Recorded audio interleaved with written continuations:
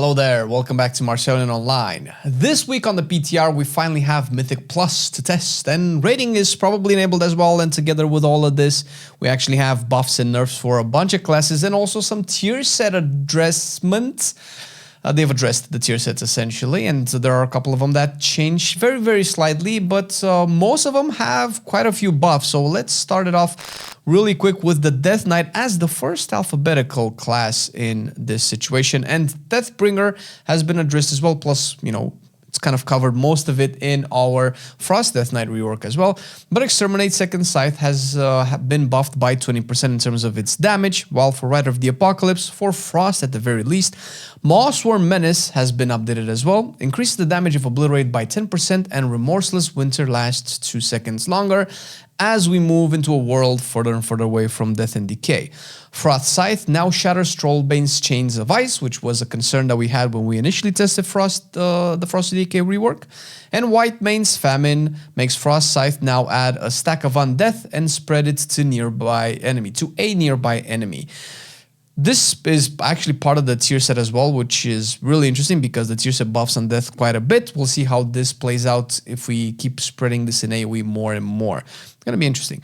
Sand Lane also received a couple of changes specifically for the tier set. The 2 set bonus had an issue causing the set bonus to grant more mastery than intended, which has been resolved. And also for the 2 set, an issue was causing the set bonus to not benefit from Gift of the Sand Lane, which has been resolved as well. A lot of bug fixes this time around. And for Frost, we covered almost all of this in our rework video that we posted the other day. One thing that we did not mention is that all of the damage for Frost has been increased by 10%, something that we felt on the PTR was lacking. The damage upgrade for Glacial Advance has been increased by 25% as well, the damage output rather. All runic power spenders now cost 35 runic power, which was 40 before, and a couple of more interactions with the new talents that we're going to probably have a final version on when the spec goes live. So we're going to skip most of these and go to Unholy, where an issue that has been fixed with Eternal Agony to not extend the duration of Dark Transformation. And Evoker with the Chrono Warden. The Mana Forge sets have been updated with the 2 set bonus making Tip of the Scales cooldown be reduced by 60 seconds. The 4 set bonus makes Temporal Burst cause Chrono Flames to strike one additional target and repeat 10% additional damage or healing up to a maximum of 400% spell power. And for the dev notes, just to clarify that these were in the PTR for the week 1, but they're just noting them here just for posterity. Hunter has received, I think, some nerfs, with Dark Ranger Bleak Powder now deals reduced damage beyond 8 targets. Umbral Reach has been updated, now also causes Bleak Powder to apply Black Arrow's periodic effect to each enemy it damages. The devs essentially went on to say that making Black Arrow's periodic damage effect easier to apply should make Phantom Pain substantially easier to use. And the tier set updates with the Mana Forge 2 set now reducing the cooldown of True Shot or Call of the Wild by 30 or 60 seconds respectively. It will no longer cause Black Arrow to reduce the cooldown of True Shot or Call of the Wild. You just have it flat from the 2 set piece. And the 4 set increases Withering Fire Black Arrow damage by 50%, previously was 25, so a buff on the Dark Ranger tier set.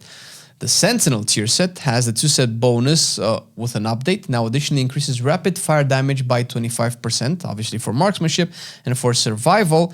Now additionally increases Wildfire Bomb damage by 10%. And Boon of Valoon, Wildfire Bomb damage initial bonus has been increased to 150%, which was previously 60%. So big buffs to survival tier. And the 4 set has also been updated. It will no longer cause the Boon of Valoon to apply additional Sentinel stacks. Now causes the Boon of Valoon to be active for the duration of Lunar Storm at 100% effectiveness.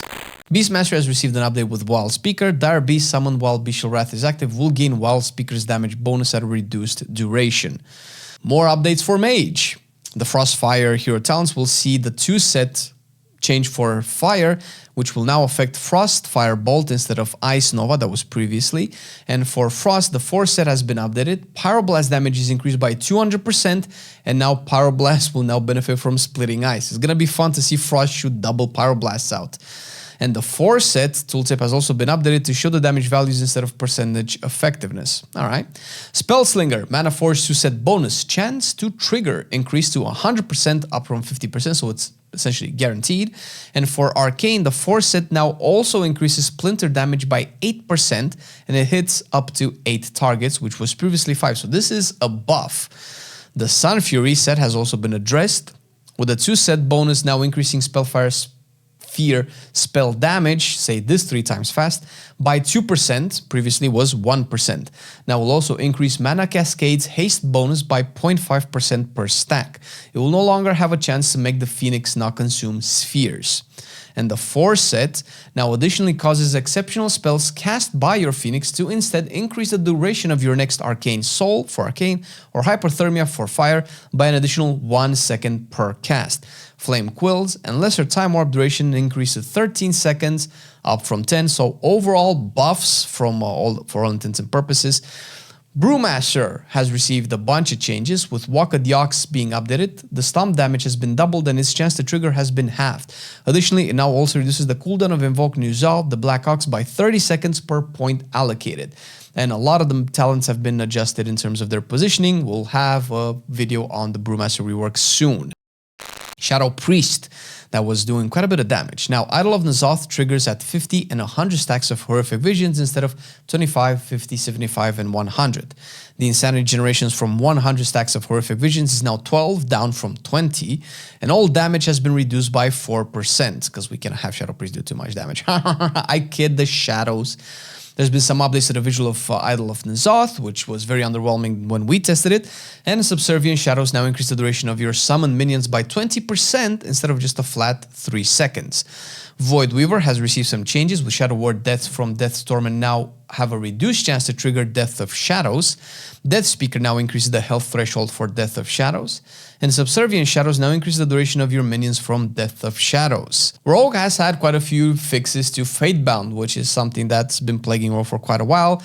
An issue that caused the damage bonus from Fatebound coin heads flips to be lower than intended, so a buff. Fixed an issue where talents that modified your chance for a flip to match the previous flip weren't always working as intended.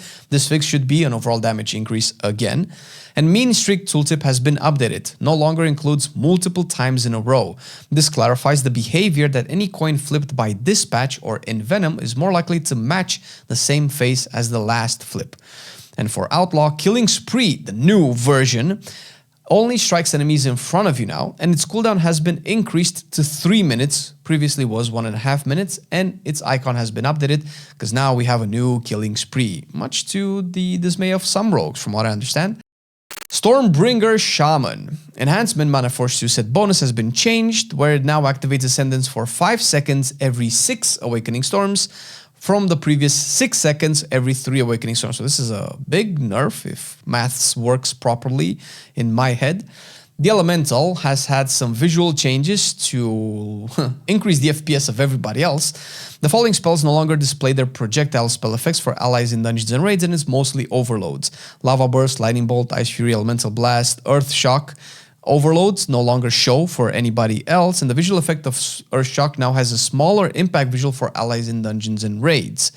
Enhancement has also had a potentially significant change to Thorim's Invocation, where it now consumes up to 10 stacks of Maelstrom Weapon to cast Tempest. Previously was consuming only 10 stacks. This can potentially impact your rotation quite a bit, because before you would essentially probably overgenerate Maelstrom stacks, because you would constantly use Wind Strike and not consume the Maelstrom stacks until they got to 10. Now you'll always be able to consume them. It sounds like a good change. We'll have to see how this plays out in practice. This is just for this week right now. Like I mentioned, make sure to check our Frost Death Knight rework, where we actually go through all of the individual changes that has happened to Frost DK the second week, because there was also one in the first week, and it's now even better.